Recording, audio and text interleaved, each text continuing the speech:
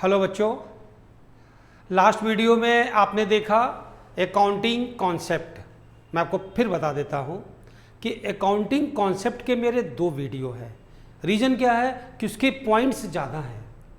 तो last video accounting concept जब तुम देखोगे तो उसके पहले वाले वीडियो में मैंने पहले बुक कीपिंग, अकाउंटिंग, अकाउंटेंसी और फिर अकाउंटिंग कॉन्सेप्ट शुरू किया। तो आप प्लीज़ पहले वो वीडियो देखिएगा, उसी कंटिन्यूएशन में दूसरा देखिएगा। और अब आपके सामने एक न्यू टॉपिक आता है जो हमारे बेसिक कॉन्सेप्ट से जुड़ता है, process and bases of accounting. यानी मेरे अकाउंटिंग करने का आधार क्या है और अकाउंटिंग करने के लिए प्रोसेस कैसे शुरू होते हैं। तो सबसे पहले मैं डिस्कशन करूंगा आपसे प्रोसेस, यानी कि कह सकते हो प्रोसेस ऑफ अकाउंटिंग।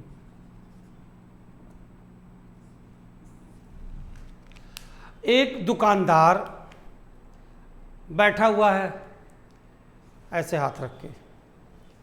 कस्टमर आया, हाँ भैया क्या चाहिए, फला सामान है, हाँ ठीक है।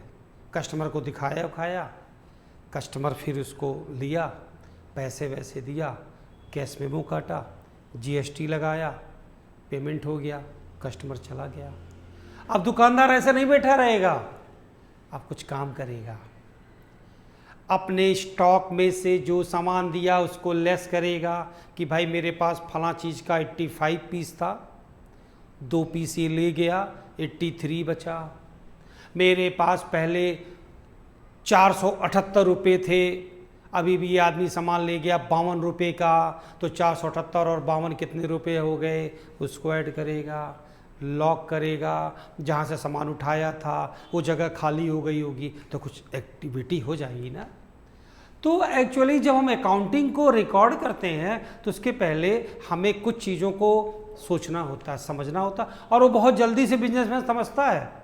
देखिए, आइडेंटिफिकेशन, पहले आइडेंटिफाई करेगा ये रिकॉर्ड करने के लिए है कि नहीं है। आपको पिछले वीडियो में मैंने एग्जांपल दिया था कि तुम्हारी चाय की दुकान है और मैं चाय पीने आया, तो ठीक है, हाँ सर जी चाय पी के गए, चलिए सर थैंक यू, बहुत अच्छा लगा आप आए, मैं चला गया, अपना स्कूटर उठाया, मैं चल दिया। तो तुमको तो लिखना ही नहीं है, तो आइडेंटिफाई तो कर लो कि सर जी पैसा दिए हैं तो अपना लिखो को भाई, और पैसा नहीं दिए तो काहे का लिखना है। तो पहले देखो मनी मेजरमेंट कॉन्सेप्ट मैंने बताया कि मनी से अटैच है कि नहीं, तो मनी में कन्वर्ट करो। अगर ऐसा कुछ है तो आपने आइडेंटिफाई कर लिया। आइडेंटिफाई कर लिए कैश से जुड़ा हुआ है या क्रेडिट भी है तो क्या हो गया, लेकिन है ट्रांजैक्शन, क्योंकि एक्रूअल कॉन्सेप्ट में यही बताया था आपको कि क्रेडिट चाहे कैश रिकॉर्ड करना है। Preparation of voucher, cash memo, voucher, cash memo, invoice, debit note, credit note, काफ़ी बड़ा नाम है उसका। वाउचर में तो पन्ना हो गया, तो उससे कंसर्निंग जो भी हो आपने वाउचर बनाया। Cash memo, voucher, invoice, debit note, credit note, कुछ भी कह सकते हो। तो आपने वाउचर बनाया। वाउचर बनाने के बाद बुक्स में रिकॉर्ड किए। बुक्स किसे कहेंगे? जर्नल को। आपने जर्नल में रिकॉर्ड किया, पहले पहचाने भैया पैसे वाला काम है, लिखना है, वाउचर बनाए, उसके बाद फिर रिकॉर्ड किए, फिर लेजर में पोस्ट करोगे। लेजर में हम आपको बताएंगे लेजर क्या होता है, लेकिन आप उसको ऐसे समझ लीजिए कि जैसे आपके पैसे अगर बैंक में जमा हैं तो बैंक वाले आपके पैसे का जो हिसाब किताब रखता होगा वो लेजर में रखता है। तो फिलहाल आपने ट्रांजैक्शन को रिकॉर्ड किया, फिर लेजर में पोस्टिंग किया। और आप स्टार्टिंग में आप पढ़े ही हैं, आपको पता ही है अकाउंटिंग का मेन ऑब्जेक्ट क्या है, प्रॉफिट लॉस फाइंड आउट करना और financial status, preparation of trial balance and financial statement. तो आइडेंटिफिकेशन, वाउचर बनाए, जर्नल में रिकॉर्ड किए, लेजर में पोस्ट किए, फिर ट्रायल बैलेंस और फाइनेंशियल स्टेटमेंट। तो मैं आपको एक चीज़, पिछली चीज़ों को मैं यहाँ रिवाइज करा दूँ। इसको कहते हैं बुक कीपिंग। अगर आप पिछले वीडियो को हर वीडियो कंटिन्यू देखोगे ध्यान से, और नीचे सारे नोट्स लिखे रहते हैं, फ़ायदा उठाओगे तो कम टाइम में ज़्यादा नॉलेज होगा तुम्हें, बिल्कुल टू द पॉइंट तुम समझोगे। तो इनको क्या बोलते हो? Book keeping. जबकि मैं आपको बुक कीपिंग और अकाउंटेंसी नहीं पढ़ा रहा हूँ, मैं आपको पढ़ा रहा हूँ process and bases of accounting, जिसमें मैं बता रहा हूँ मैं प्रोसेस। लेकिन आपको मेमोरी में आ जाना चाहिए, अरे यही तो बुक कीपिंग है, जर्नल और लेजर, और ये क्या है? अकाउंटिंग है। लेकिन मैं प्रोसेस बता रहा हूँ। आइडेंटिफाई किए, वाउचर बनाए, जर्नल में रिकॉर्ड किए, लेजर में पोस्ट किए, ट्रायल बैलेंस बनाए, और फिर फाइनेंशियल स्टेटमेंट। तो अकाउंटिंग को रिकॉर्ड करने का ये प्रोसेस चला। अब एक दुकानदार जो ऐसे बैठा हुआ था ना, ये सारा काम तो कर लिया, बहुत तेज करेगा। वो जो आप दुकान पे जाते हो कस्टमर बन के, या कस्टमर होते ही हो, और दुकानदार जो सामान वामान लेता है, वो सारा प्रोसेस इसी में इंक्लूड हो गया। कंप्यूटर है तो कंप्यूटर में एंट्री कर लेगा, रजिस्टर रखा रजिस्टर में लिख लेगा, वो सारा काम यही करता है। तो हमारे अकाउंटिंग के यही प्रोसेस होते हैं। आपको दिखने में भी लग रहा होगा, और है भी, बहुत सिंपल प्रोसेस है, और हमारे और आपके जीवन से जुड़ा भी हुआ है, क्योंकि हम लोग हर बिजनेस में जाते हैं, हर दुकान में जाते हैं, बैंक में भी काम होता है। वाउचर पे फार्म भरे, पैसा जमा किए तो बैंक वाला एंट्री करेगा, तो सारी चीज़ तो वही हो रही है ना। अब हम आपको बता रहे हैं बेसिस ऑफ अकाउंटिंग क्या होता है। तो बेसिस ऑफ अकाउंटिंग देखिए,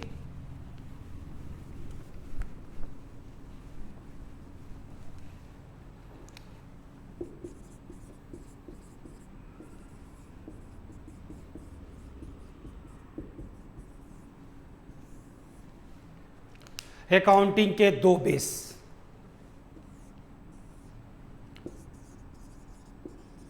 कैश बेसिस और एक्रूअल बेसिस। तो एक्रूअल कॉन्सेप्ट तो भी पढ़े थे ना तुम, लास्ट वीडियो में देखे ही हो एक्रूअल कॉन्सेप्ट। वो उसके बेस पे अकाउंटिंग होती है। कैश बेसिस क्या होता है? ऐसा बिजनेस जहाँ पे केवल कैश ट्रांजैक्शन होता हो, उधारी नहीं। बहुत सारे बिजनेस है, रेस्टोरेंट, होटल, मॉल, बहुत सारे जो सुपरमार्केट हैं वो कैश का काम करते हैं। मूवी, पिक्चर हॉल, कोई उधारी पिक्चर दिखाएगा, कोई रेस्टोरेंट उधारी खाना खिलाएगा, पैसा बाद में लेना और लिख लो खाते में मुझे खाना खिला दो, कहेगा भैया घर जाके खा लो, इतना का खाने का शौक लगा है। दवा की दुकान, किराने की दुकान, कपड़े की दुकान शायद आपको उधारी दे सकते हैं, लेकिन बहुत सारे बिजनेस हैं जहाँ पे कैश ट्रांजैक्शन होता है। जब तुम एक बिजनेसमैन बनते हो तो डिपेंड करता है तुम्हारा बिजनेस किस टाइप का है, उसके हिसाब से तुम अकाउंटिंग का बेस डिसाइड करते हो। तो आपका कैश बेस काम है, यानी होटल है, रेस्टोरेंट है, चाट की दुकान है, चाय की दुकान है, सुपरमार्केट है, स्पेंसर है, तो आप कैश वाला काम करेंगे। आपकी अकाउंटिंग कैश रहेगी, उधारी का रजिस्टर ही नहीं रहेगा, क्रेडिट वाला कुछ हिसाब किताब दुकान में रखोगे ही नहीं। Cash book, cash detail, bank passbook, सब कुछ बैंक, कैश, सब कुछ पैसे वाला, उधारी का कोई जगह नहीं है। तो ये हमारा कैश बेसिस अकाउंटिंग हुआ। लेकिन जिस बिजनेस में, जैसे मैंने अभी भी बताया कि ग्रॉसरी, मेडिसिन या कपड़े की दुकान हो, इवन हम किताब की बुक्स, स्टेशनरी नहीं बोल सकते क्योंकि वो भी कैश वाला ही काम करते हैं, उधारी नहीं करते हैं। लेकिन अगर कोई ऐसा भी बुक्स हो कि भाई आप ले जाइए, पैसे बाद में दीजिएगा, ये कहने का मतलब कि जो उधारी हो और कैश दोनों हो। किराने का दुकानदार सामान बेचता, पैसे भी लेता है, लेकिन जिनको मंथली ग्रॉसरी देता है उनको क्रेडिट पे दे देता है। तो एक्रूअल में क्या शामिल हुआ? कैश और क्रेडिट, यानी नगद और उधार जब तुम दोनों लेन देन करोगे तो वो एक्रूअल बेसिस ऑफ अकाउंटिंग बोला जाएगा। तो आपसे कोई पूछ लेगा, देखो अकाउंटिंग लैंग्वेज में बात कैसे होती है, अर्थ क्या निकलते हैं। और भाई अकाउंटिंग का कौन सा सिस्टम रखे हो, मान लो तुम बिजनेसमैन, सर मेरा तो कैश बेसिस का अकाउंटिंग है, मैं तो कैश बेस वाली अकाउंटिंग लिखता हूँ। अच्छा, मैं समझ जाऊँगा, तुम्हारे होटल हो सकते हैं, रेस्टोरेंट हो सकते हैं, या कोई तुम्हारा पिक्चर हॉल हो सकता है, मूवी हो सकता है, मॉल में कुछ बिजनेस हो सकता है, मैं समझ जाऊँगा तुम कैश वाला काम करते हो। लेकिन अगर आप एक्रूअल बेसिस बोलोगे तो आप समझ जाओगे कि अच्छा ये क्रेडिट वाली भी एंट्री करते हैं और कैश वाली भी। कैश बेसिस और एक्रूअल बेसिस दोनों में डिफरेंस होते हैं, तो अगर आपको डिफरेंस भी लिखना पड़े तो आप अच्छे से लिख सकते हो। ये जितनी अकाउंटेंसी हम लोग पढ़ रहे हैं, आप जो भी अकाउंटेंसी मेरे पिछले वीडियो को देखें और इसके पहले बुक कीपिंग आपने देखा और स्टार्टिंग मैंने एक्टिविटी से करी थी, ये आपके अकाउंटिंग के स्टार्टिंग को फोकस करेगा। कह सकते हो कि अगर आप कंपटीशन की तैयारी कर रहे हो तो अब तो इससे ढेरों मल्टीपल क्वेश्चन बन जाएंगे। अगर आप किसी कंपटीशन में बैठने जा रहे हो, सीए फाउंडेशन में बैठने जा रहे हो, तो आपको ये बेस बहुत स्ट्रॉन्ग करेगा। लेकिन अगर मैं एकेडमिक की बात करूं तो ये क्लास फर्स्ट ईयर के अकाउंट को प्रमोट करेगा। और सही बात है, जो तुम फर्स्ट ईयर में अपने 11th क्लास में पढ़ते हो वही तो बेस होता है, और यही तो कंपटीशन के लिए ज़्यादा फॉलो होता है। तो आप इसमें से मल्टीपल क्वेश्चन खुद ही से बना सकते हो, मन में समझ के किसका मतलब ये, इसका मतलब ये, और ये क्वेश्चन आता है 4 ऑप्शन होते हैं तो मिल जाएंगे। इसलिए आप हमेशा वीडियो देखिए, पॉज करके रुकिए, कॉपी पे नोट करिए, कान में ईयरफोन लगाइए या जहाँ शांत हो वहीं पे आवाज़ सुनिए। लेकिन आप इसको ऐसे देखिए, रुक रुक के देखिए, नोट करिए, फिर देखिए। ज़बरदस्ती कंटिन्यू देखने की ज़रूरत नहीं है, रुको फिर देखो, पॉज कर लो फिर देखो।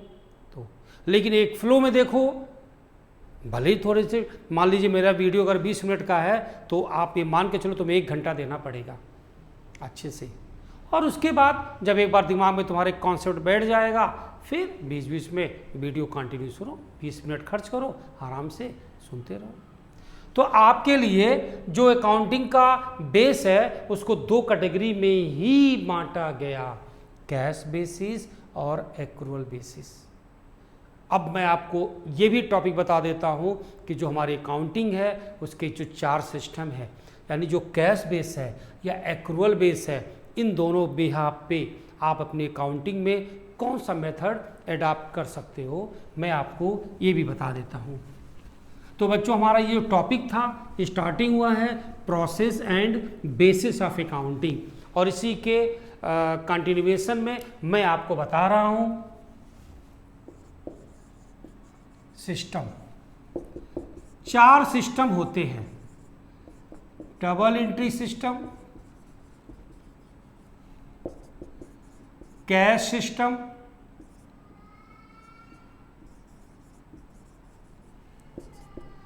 Indian book system,